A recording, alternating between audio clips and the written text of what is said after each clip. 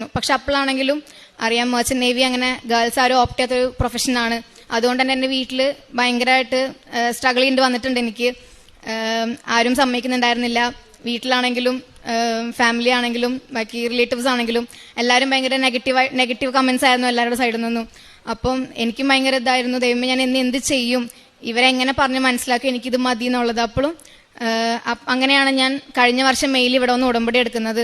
അങ്ങനെ ഞാൻ ഇവിടെ ഉടമ്പടി എടുത്തു. എൻ്റെ ആകെയുള്ളൊരു ഫസ്റ്റത്തെ ഞാൻ വെച്ചതെന്ന് പറഞ്ഞാൽ എനിക്ക് മെർച്ചന്റ് നേവി കയറണം, എനിക്ക് യൂണിഫോം ഇടണം. ഞാൻ അപ്പം മാതാവിനോട് പറഞ്ഞിട്ടുണ്ടായിരുന്നു, എനിക്ക് മെർച്ചന്റ് നേവിയിൽ എനിക്ക് അഡ്മിഷൻ കിട്ടുവാണെങ്കിൽ, ഞാൻ IMUCT ക്ലിയർ ചെയ്യുവാണെങ്കിൽ ഞാൻ ഇവിടെ ഒന്ന് ഫുൾ യൂണിഫോമിൽ ഒന്ന് സാക്ഷ്യം പറയാൻ ഞാൻ നേർന്നിട്ടുണ്ടായിരുന്നു. എനിക്ക് ഒട്ടും പ്രതീക്ഷ ഉണ്ടായിരുന്നില്ല എൻ്റെ വീട്ടുകാർ സമ്മതിക്കുമെന്നോ അങ്ങനെയൊന്നും ഉണ്ടായിരുന്നില്ല. അതിന് കൂടെ ഞാൻ വെച്ചൊരു കാര്യമായിരുന്നു എനിക്ക് ലൈസൻസ് എടുക്കണം എന്നുള്ളത്. എൻ്റെ ഫ്രണ്ട്സ് എല്ലാവരും ലൈസൻസ് എടുത്തു. അപ്പം എനിക്ക് ചെറിയൊരു ആഗ്രഹം ഞാൻ ചെറുതായിട്ട് ഇങ്ങനെ വെച്ചിട്ടുണ്ടായിരുന്നില്ല. പക്ഷേ ഇങ്ങനെ പ്രാർത്ഥിച്ചു, മാതാവ് എനിക്കും ലൈസൻസ് എടുക്കണം, എനിക്കും കാർ ഓടിക്കണം എന്നുള്ളൊരു ആഗ്രഹം ഉണ്ടായിരുന്നു, ചെറുപ്പം തൊട്ടുള്ളൊരു ആഗ്രഹമായിരുന്നു. അങ്ങനെ ഞാനത് വെച്ചു. അങ്ങനെ ഞാൻ ഉടമ്പടി എടുത്ത് തിരിച്ച് വീട്ടിൽ പോയി. അങ്ങനെ ഒന്നും അങ്ങനെ ശരിയാവുന്നില്ല. എല്ലാവരും പിന്നെ അഡ്മിഷൻസ് ഒക്കെ എല്ലാ സ്ഥലത്തും ക്ലോസ്ഡ് ആയി. എനിക്ക് എവിടെ അഡ്മിഷൻ കിട്ടിയില്ല.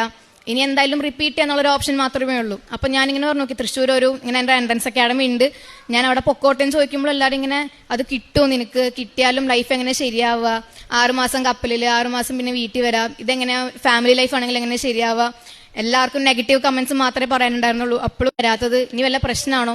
അപ്പൊ ഞാൻ എൻ്റെ സാറിനെ വിളിച്ചപ്പോൾ സാറ് പറഞ്ഞു, ഇങ്ങനെ കുറച്ച് പേർക്ക് വരാത്തതുണ്ട്, ചിലപ്പോൾ നിങ്ങൾ പാസ്സായതുകൊണ്ടായിരിക്കും എന്ന് പറഞ്ഞു.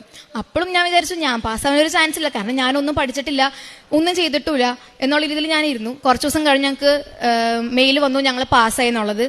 അപ്പോൾ പാസ്സായപ്പോഴും എൻ്റെ ഫ്രണ്ട്സൊക്കെ എന്നെ കളിയാക്കും, ആൻഡ്രിയ പഠിച്ചില്ലെങ്കിലും കുഴപ്പമില്ല, ആൻഡ്രിയയ്ക്ക് മാതാവുണ്ട്, ആൻഡ്രിയ പ്രാർത്ഥിച്ചാണെങ്കിൽ ആൻഡ്രിയ എക്സാം പാസ്സാവുന്നുണ്ടെന്ന് പറഞ്ഞു. അപ്പം ഇവരിങ്ങനെ കളിയാക്കുമ്പോഴാണെങ്കിലും എനിക്കൊരു ഓക്കെ, അവർ പറയുമ്പോഴാണെങ്കിലും എനിക്കൊരു വിശ്വാസമാണ്, ഓക്കെ അപ്പം മാതാവ് എൻ്റെ കൂടെ ഉണ്ട്, മാതാവാണ് എന്നെ പാസ്സാക്കിയത്. അപ്പം ഞാനിങ്ങനെ എല്ലാവരോടും പറഞ്ഞു, അമ്മേനോട് പറഞ്ഞു, എൻ്റെ അവിടെ ആ സമയത്ത് ക്രാഷിന് കുട്ടികൾ വന്നിട്ടുണ്ടായിരുന്നു പഠിക്കാൻ. അപ്പം ഞാൻ അവരോടൊക്കെ പറഞ്ഞു, ഞാനിങ്ങനെ കൃപാസനത്തിൽ ഉടമ്പടി എടുത്തിട്ടുണ്ട്, അപ്പം ആ മാതാവാണ് എന്നെ പാസ്സാക്കിയത്, ഞാൻ എക്സാം പാസ്സായി, ഇനി അതിൻ്റെ പ്രൊസീജിയേഴ്സ് ഉള്ളൂ എന്നൊക്കെ പറഞ്ഞ് ഞാനിങ്ങനെ പറഞ്ഞു. അപ്പം അതും എനിക്ക് മാതാവ് തന്ന അടുത്തൊരു അനുഗ്രഹമായിരുന്നു. അങ്ങനെ കുറച്ച് നാൾ കഴിഞ്ഞു, ഞാൻ തൈലം ഇതാക്കുന്നുണ്ട്. അതിൻ്റെ കൂടെ എനിക്കുണ്ടായൊരു മാറ്റം എന്ന് പറഞ്ഞാൽ, ഞാനിപ്പോൾ ഇങ്ങോട്ട് കൃപാസനത്തിൽ വരുന്ന സമയത്താണെങ്കിലും അല്ലാണ്ട് ഞാൻ പുറത്തു വന്ന ടൈമിലാണെങ്കിലും ഞാൻ കുറേ സാക്ഷ്യങ്ങൾ കേൾക്കാൻ തുടങ്ങി. അതോടുകൂടി തന്നെ എൻ്റെ വിശ്വാസം കുറച്ചും കൂടെ കൂടാൻ തുടങ്ങി. ലൈക്ക് ഇവിടെ നടക്കുന്ന അത്ഭുതങ്ങളാണെങ്കിലും അതൊക്കെ റിയൽ ആണ്. അതേപോലെ തന്നെ എൻ്റെ കൂടെ പഠിച്ചൊരു ക്ലാസ്മേറ്റിൻ്റെ അമ്മയ്ക്ക് ക്യാൻസർ ഇവിടെ ഒന്ന് സൗഖ്യപ്പെട്ടിട്ടുണ്ടായിരുന്നു. അപ്പോൾ എനിക്കറിയാവുന്ന ഒരു ഫാമിലിയിലും സൗഖ്യം നടന്നു എന്ന് പറഞ്ഞപ്പോൾ എനിക്ക് കുറച്ചും കൂടെ ഒരു വിശ്വാസമായി.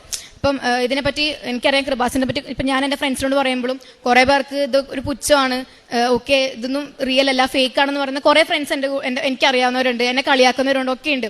പക്ഷെ ഞാൻ ഉറച്ചു വിശ്വസിക്കുന്നു, എനിക്ക് ഇതൊക്കെ തന്നത്